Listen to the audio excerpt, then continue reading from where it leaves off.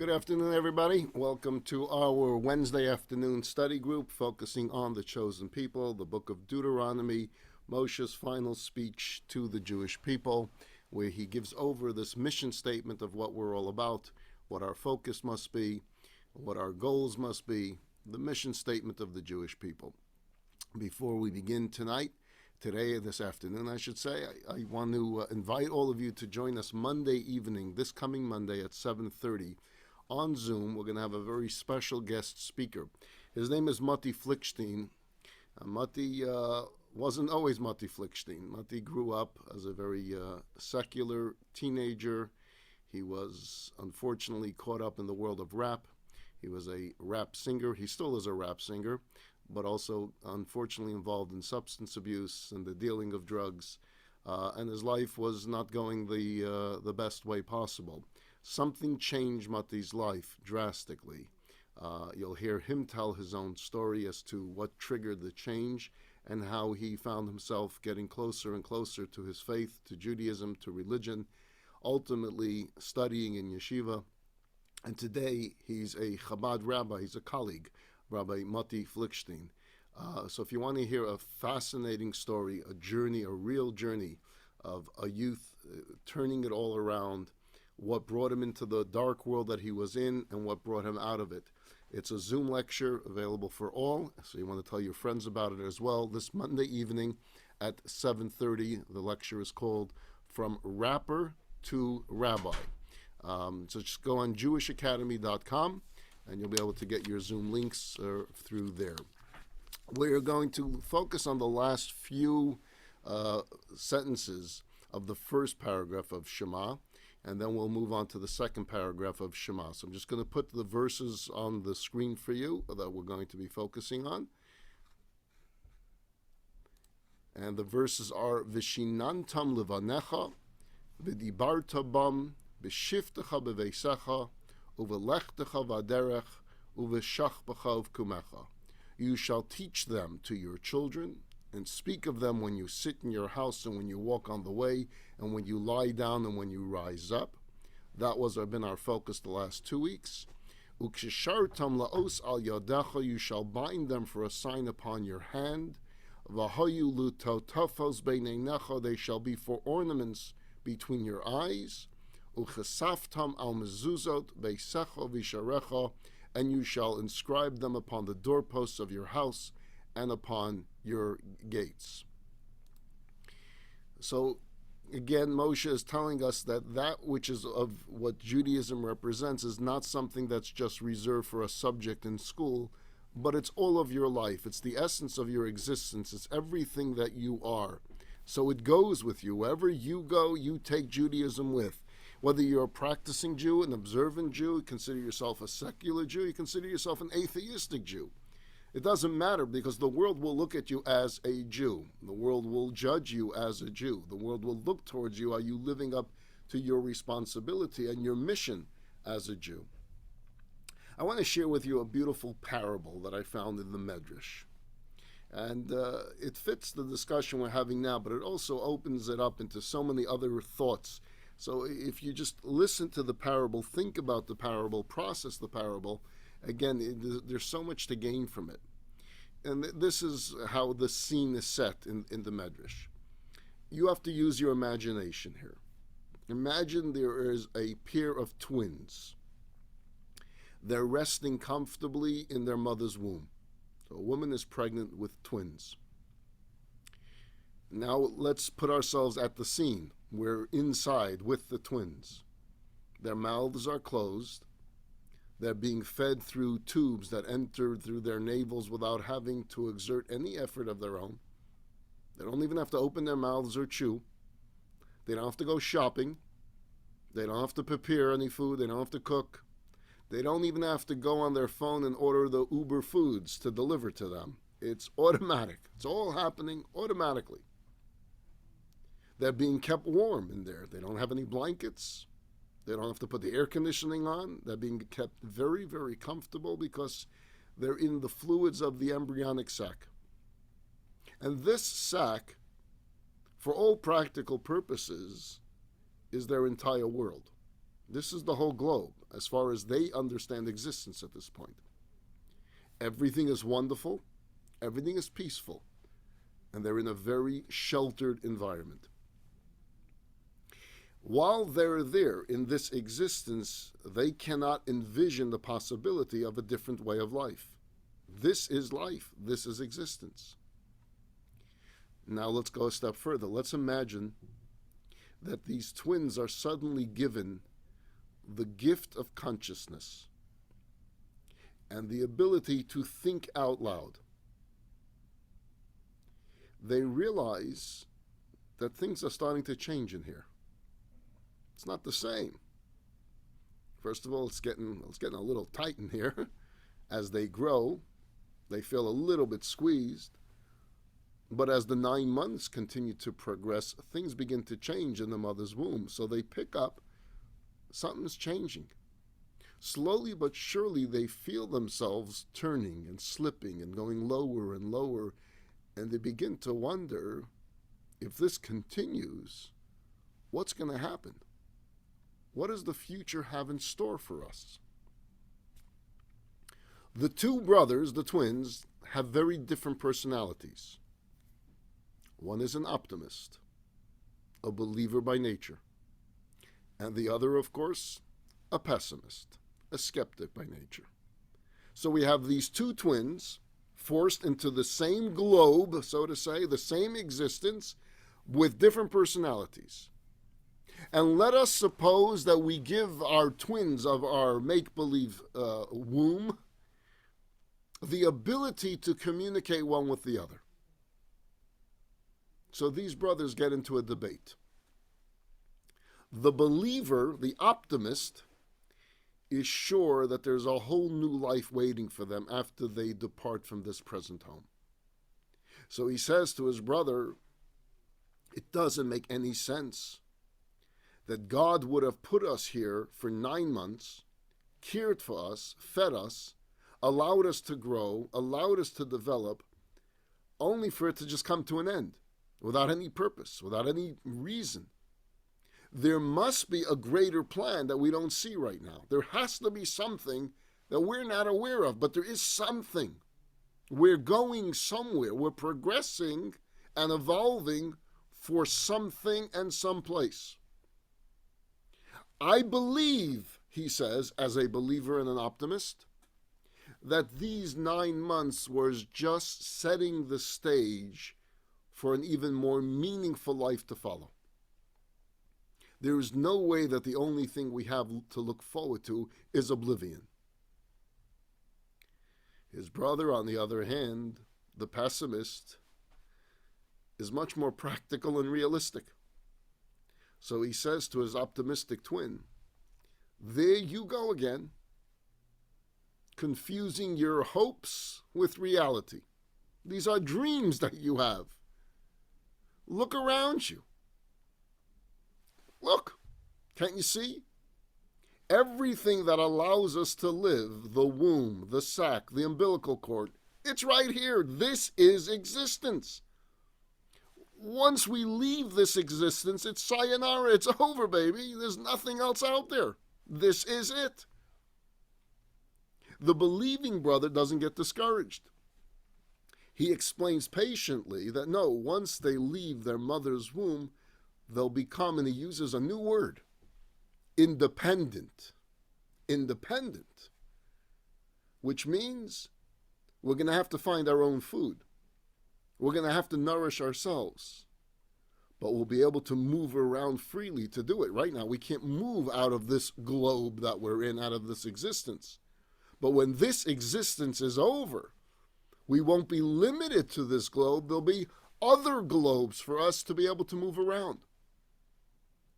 In fact, eventually we'll be able to think and walk and talk and study and build and create things for ourselves. His brother mocks him. Do you have any proof of this? Oh, you've been reading these fairy tale books? Where are you getting this stuff from? Where you're coming up with fantasies that there's another existence outside of this existence, and we're going to walk and talk and build and eat and cook? Of course, the brother can't prove anything because he hasn't experienced it yet. He can only say what he believes. He can only say what he believes to himself, because otherwise, what's the purpose of this existence? And he believes it with every fiber of his being, that there's something out there. I just don't know it. I believe it. I don't know it because I wasn't there, but I believe it. The debate continues. It goes on for weeks, until one day it happens. The water inside the womb bursts. There's a great deal of pushing and pounding, and the twins realize they're being forced out. The believer is first to go, and his brother, the non-believer, the pessimist, or the realist, he's still inside. And he's listening closely for any hint of what might be happening to his twin. And he hears his brother give a scream. He hears his brother crying. And he says, "You see, I was right all along. I just heard my poor brother scream in terror, this scream of death. It's the end of his life. And my end is next. What a tragedy. I was right all along." Of course, what the pessimistic twin does not hear are the shouts of the mother and the father and the doctor and the nurse of Mazel Tov, as everyone congratulates the new parents on the birth of their first child, who made this grand entrance into the world with a scream, but not a scream of death, but a scream of life. The crying was the sound of life. We are excited if we're in that delivery room and we hear the crying of a child. That's when the Mazel Tovs come out, because a new human being has entered into this existence. So what appears from one limited perspective to be the end of life is actually the beginning of a higher form of existence. So the Medrash says, you follow me on this story, death is not an end to life, but it's a transition whereby our souls are granted the freedom to soar above the physical limitations of our bodies. The same way you were able to relate to the story I told you about the twins and accept and understand that yes, when the 9 months of existence are over, when this globe comes to an end, it doesn't mean the death like the pessimistic twin thought. But the optimist was right. It meant the beginning of a new existence. So the Medrash tells us what we call death in this world is exactly the same. It's another transition. So we fear death so much. And yes, there's a sadness to death because we're going to be away, separated from our loved ones who we've gotten very close to over our period of time. But don't confuse death with the end of existence. It's a transition of existence. And yes, at the other end of that, there will be those that will receive our souls with that same Mazel Tov. Welcome to heaven. Welcome to eternal life. For those of us whose parents are in the heavenly world, or grandparents are in the heavenly world, they will be there with us as we enter into this heavenly existence and say, welcome to our existence. The sack, that world that we live in and are able to achieve a more blissful spiritual existence. Yes, we do have some people in audience here. I've been to death with several people, and as they're dying, their parents, their friends, brothers, come to greet them. Gather them, yeah. I can't see them. Yeah. The person dying is It's interesting that the Torah actually uses the words when it talks about death, gathered unto your fathers. Gathered unto your fathers. What does that mean? The soul is being welcomed. There is a transition taking place. Now, why am I talking to you about death when we're talking about life? Because if we understand this, then we understand that every moment here of this existence is here for a purpose. There is nothing that God has created that's just, let it be. Every moment that we're here in this quote-unquote sack, in this existence, in this world, needs to be for a purpose, for a mission. And that's the beauty of Moses' speech in the book of Deuteronomy, where he's laying it out for us. You see, if every moment of our existence in this world of our lives is defined by our bodies, by our physical bodies, not by our soul, by our struggle for physical existence, if all we do is spend our days running from one place to the other and we're consumed exclusively with physical needs, then it becomes very difficult to imagine what an existence without the physical body is like.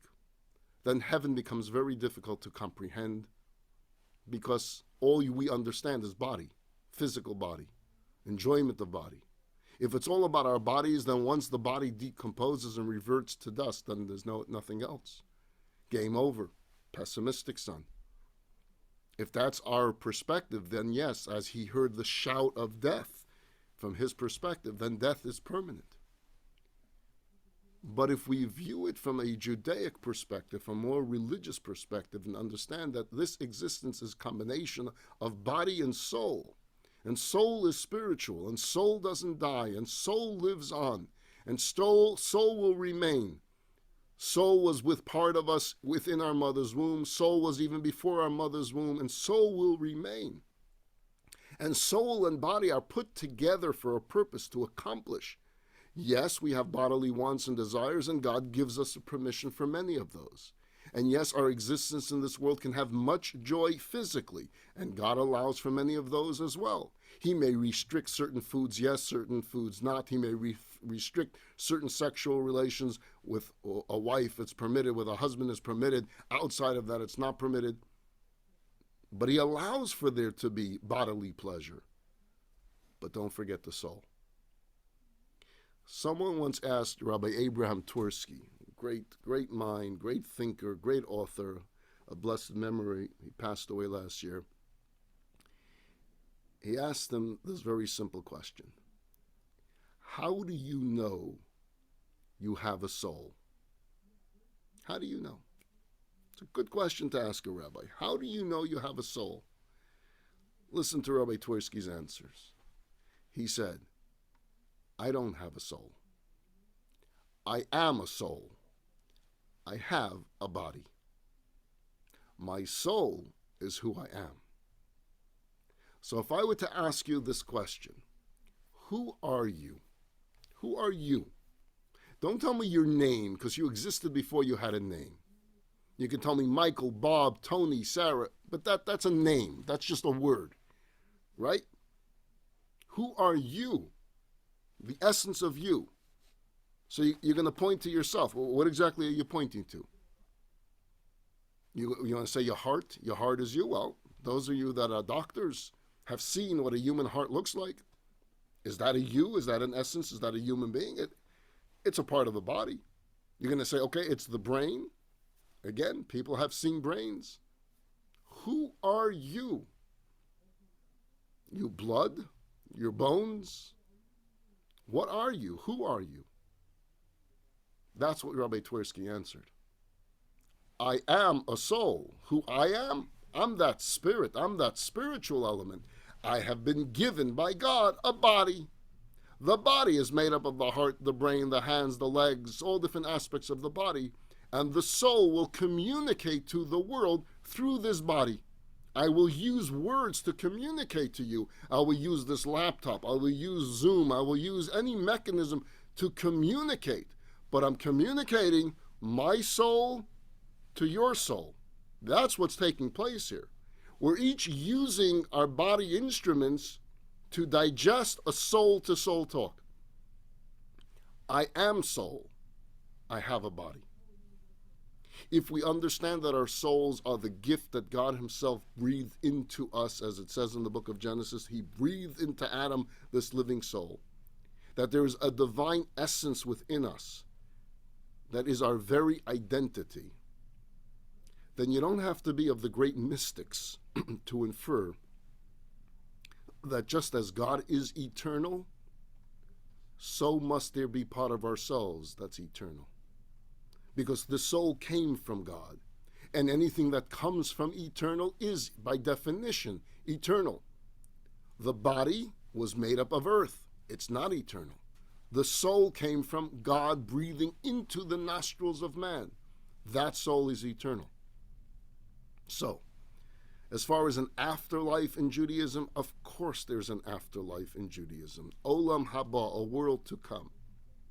And we'll know far more about it once we get there. But like the optimistic son, I wasn't there. I can tell you what I believe. I can tell you what our sages believe. I can tell you what our great mystics believe. We'll find out details. You want to ask specifics? We'll find out more. What do they serve for lunch? I don't know. I wasn't there. But for now that we are here, it's much more important for us to figure out what we're supposed to do here. And that I can tell you. Not me. I can tell you what Moses told us. I can tell you what God told Moses to tell us.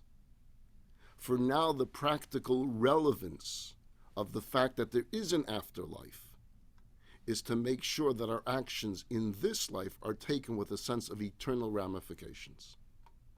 We use the teachings of the afterlife to make this life that much more important. The message being, we need to make it count. We need to make every precious day on this earth count. And we need to make sure that we leave an impact that will outlive us as we go through our transition from this world to the next world. That will outlast our physical presence on this earth, that we will live on in some type of way through our deeds and our actions during our lifetime. The second verse that we read was talking about the mitzvah of Tefillin, right? You shall bind them on your arms and put them as ornaments on your head, between your eyes. So I want to tell you a story about Yigal Yadin. Yigal Yadin passed away in 1984, was one of the well-known Israeli archaeologists. He was also a politician. He was also a military man. He did all different jobs in Israel. He was a great, great Israeli figure of modern-day Israel. He was the one that discovered Masada. So everyone that's ever been to Israel that climbed Masada or took the trolley car to the top, if you didn't want to climb it, you have Yigal Yadin to thank, because he took the historic book of Josephus and he read about this mountaintop fortress and he said, I'm going to find it. And he did, and clearly the archaeological finds that they found on Mount Masada proves beyond a shadow of a doubt everything that was said about that mountaintop, that it took place. You see it all there. He was also the second chief of staff of the Israeli Defense Forces. At the age of 15, he joined the Haganah, the pre-state of Israel, the Jewish paramilitary organization. He served in various military positions during Israel's War of Independence. And he became Israel's chief of staff of the Israeli defense in 1949. Some people may not know who Josephus was. Josephus was one of the great historians, put a lot of Jewish history into it. There's a whole separate story about he himself, how he survived it all. At some point, maybe we'll tell a little bit of the story of Josephus, but it's from the historic books of Jewish history in which we get a lot of information as to what took place around that period of time. So Yigal Yadin, at the age of 35, left the military, and he began this mission, his passion in life of being an archaeologist. And he writes in his book this particular story. So this is him writing. He says, shortly after the Six-Day War, I was able to purchase a particular antique that was purchased by the Shrine of the Book from the Israel Museum in Jerusalem. And the article that he purchased was this ancient pair of tefillin. It had all of the parchments intact, all exactly written the way a Jewish scribe would write it.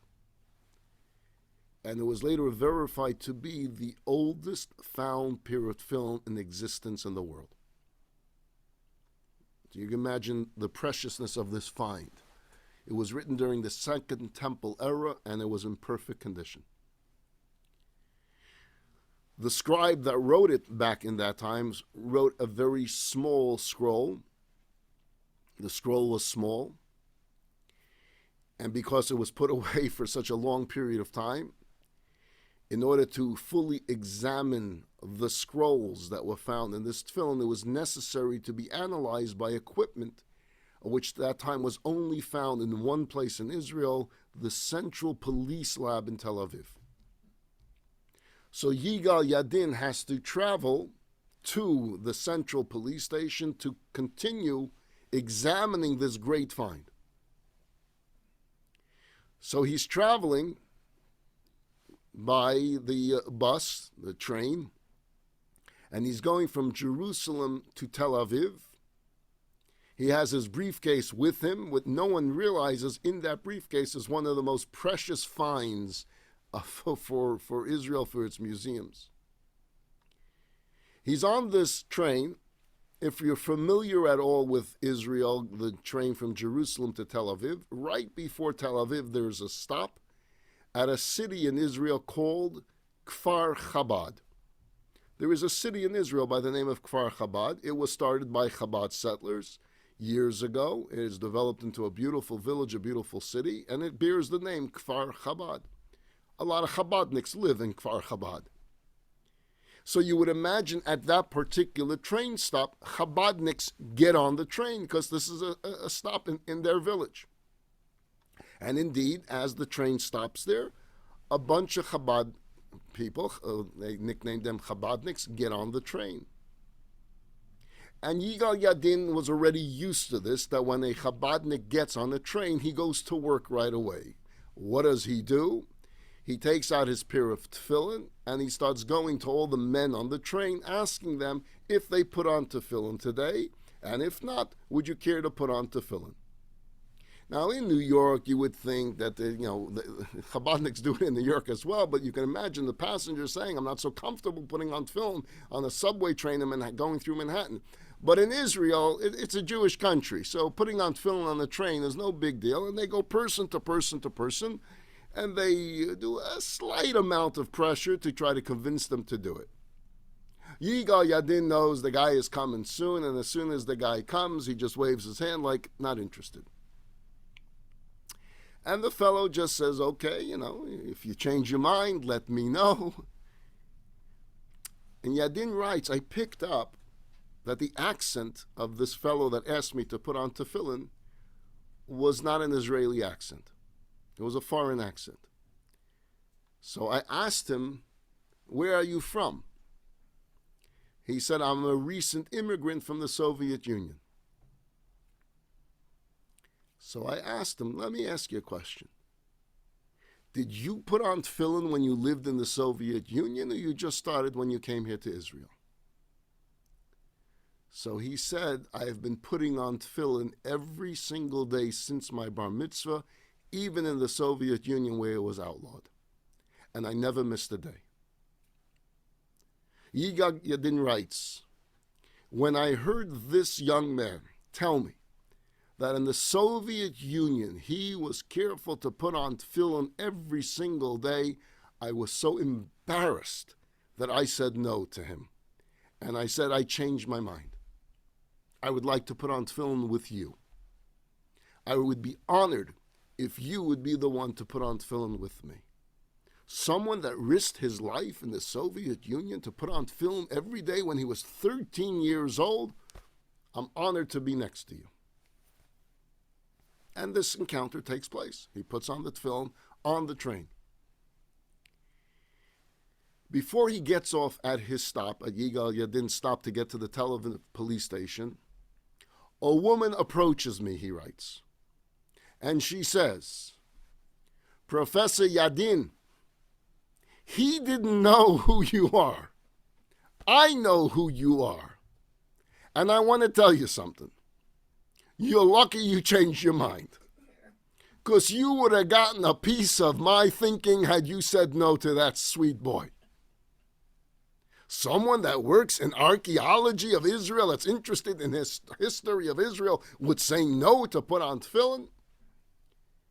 But there's something else I want to tell you, Professor, and why I was so happy when I saw you put on the tefillin. And she says, my son, who was also a Chabadnik, was a paratrooper.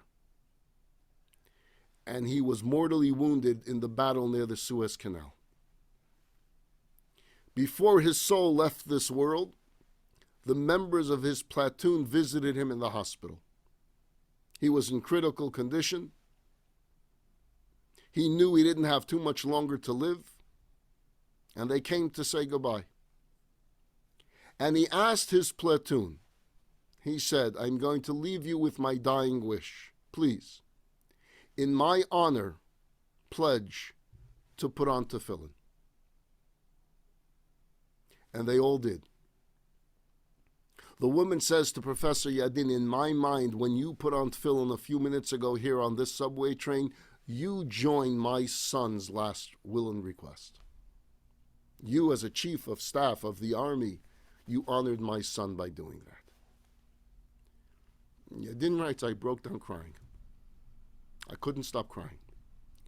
And I said to her, ma'am, I'm going to show you something that no citizen of Israel has yet seen but my eyes.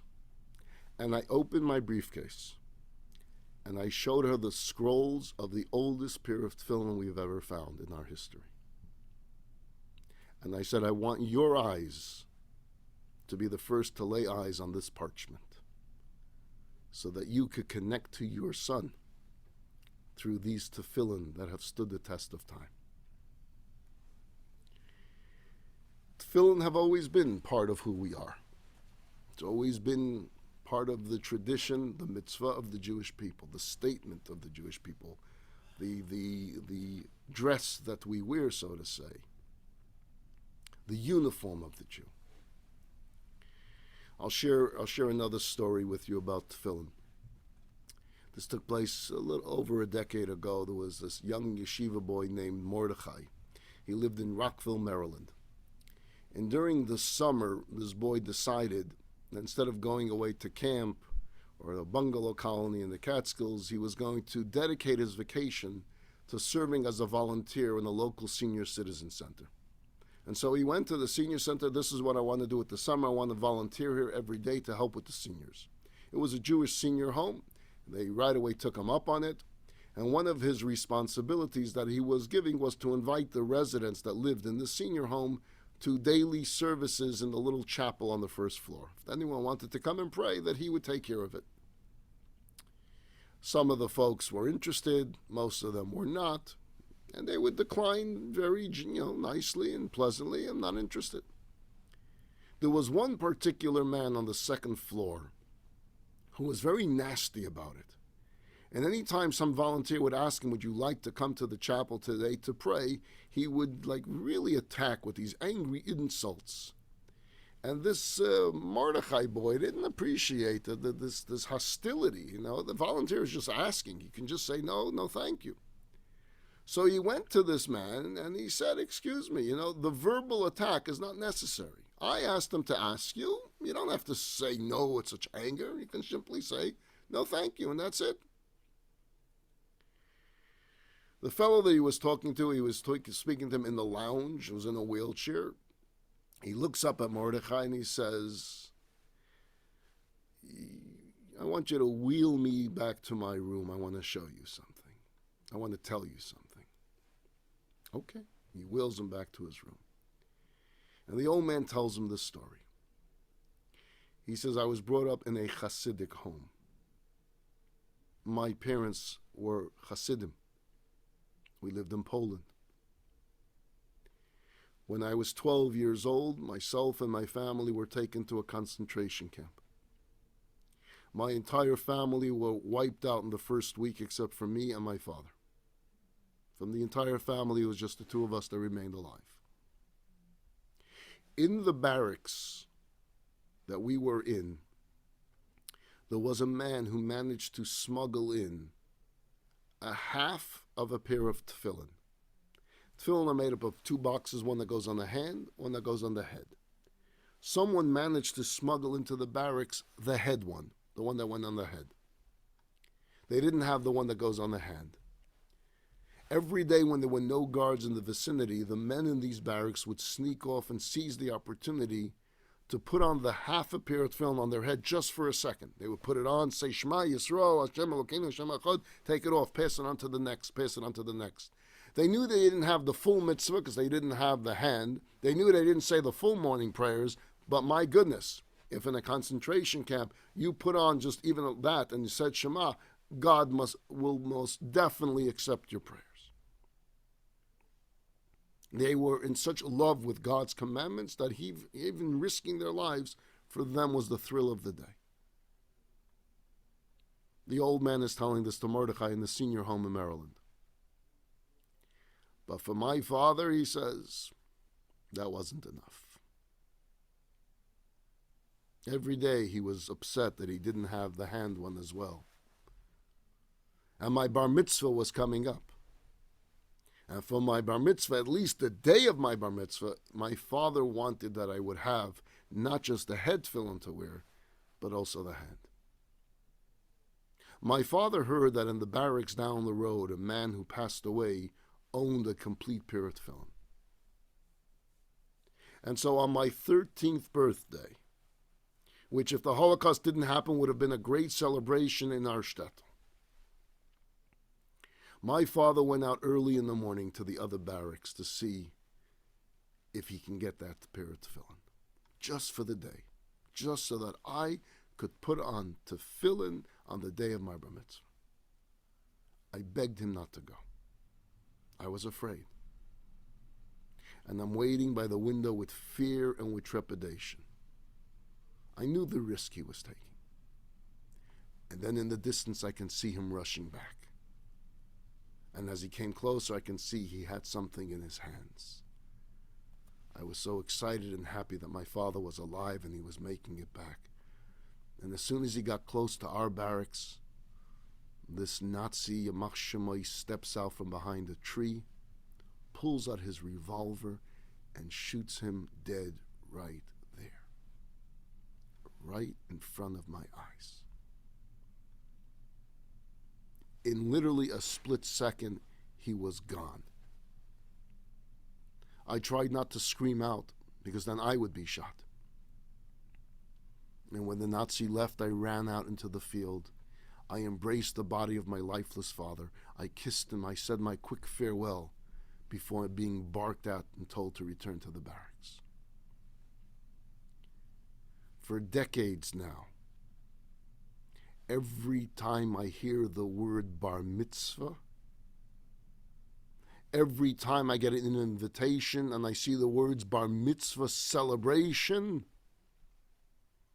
it triggers the memory of my own bar mitzvah. How cruel. It wasn't right. It wasn't just. I can't celebrate any part of Judaism. The old man then looks up at Mordechai and he says, so you tell me, young man, how can anyone pray to a God who would allow a boy's father to be killed right in front of him on his bar mitzvah? Mordechai was stunned. He had no words. There are no words. All he would say was, please forgive me for asking you to come to prayers and for questioning you. I didn't know. I'm so sorry. And he walked out of the room vowing never to bother this man again. He came home that evening and he couldn't eat and he couldn't sleep, and he went back the next day, and true to his vow, he avoided the old man's room, didn't go there to ask if he wanted to come to services. He understood and he accepted. But then a week went by. And Mordechai was helping the group that came to this little chapel, to this little shul, and one of the residents came and said, today is the yahrzeit of my father. I would like to say Kaddish. Well, in order to say the Kaddish, you need a minyan, you need 10. Mordechai does the count. He has 9. He needs to get a 10th. This fellow wants to remember his father by the reciting of the memorial prayer of Kaddish. He's going to have to try to find a 10th. He goes around, no one's interested, no one's interested, no one's interested. He made his rounds wherever he possibly could, but he wants to get a 10th to help this other fellow out. He thinks to himself, let me try. He goes upstairs. He knows what he's in for. He was bracing himself for the tongue lashing that he was going to get. He knocks on this fellow's door that told him the story of the bar mitzvah. The man opens the door and he says, you again, you promised you'd leave me alone. He says, I know I promised. And I'm not pressuring you. I just want you to know this. There's a fellow who has yahrzeit for his father, and just as you loved your father, he loves his father, and he wants to say Kaddish for him. And we have 9. I leave it up to you. Would you join us? He said, if you promise that you will never bother me again, I'll help you out. That wasn't the response he was expecting to hear. He was expecting to hear absolutely no. He was excited about it. He said, you got a deal. As they're about to leave the room, the old man points to the dresser next to the wall and he says, please open the top drawer. And he opens the top drawer and he sees this very old tefillin pouch, crusted and faded from the many years of not being used. And he says, please bring that pouch with us. He opens the pouch and he sees it's a pair of tefillin. And the old man says, this is the last thing I got from my father. This was in his hands when he was shot by the Nazi. This is what he went and risked and actually gave his life for. And it's the only thing I still kept from him. So no, I've never put them on. But I've always held on to them. But you're asking me now to make a minyan. Let's use them. And Mordechai put on the tefillin on this elderly man. The first time this tefillin were used since the day of his bar mitzvah, since the day his father risked his life to get it. And the man cried his way through services, couldn't stop the tears, and all he kept on saying was, Tati, Tati, Tati, the memories of his father. And when davening was over, when services were over, the man looked to Mordechai and said, please do me a favor, Mordechai. Bring me here every single day. I want to come here every day. I felt connected to my father sitting here. I need to feel him more. And so every morning, Mordechai would come, make his rounds, knock on the person's second floor door, wheel him downstairs, and he became part of his daily minyan. One morning, Mordechai makes his way up the elevator, second floor. Man's room is empty. His bed is empty. He knew something was wrong. He runs to the nurse's station. Where's the man from that apartment? Oh, you didn't know. He was rushed to the hospital. He was rushed to the hospital yesterday. He had a stroke. And he passed away this morning. As summer came to a close, Mordechai was given an award by the Jewish Home for all of his outstanding work as a volunteer. And after the ceremonies, a woman approached him and said, I want to thank you for everything you've done for our family. Mordechai says, do I know you? And she says, you don't know me, but you knew my father.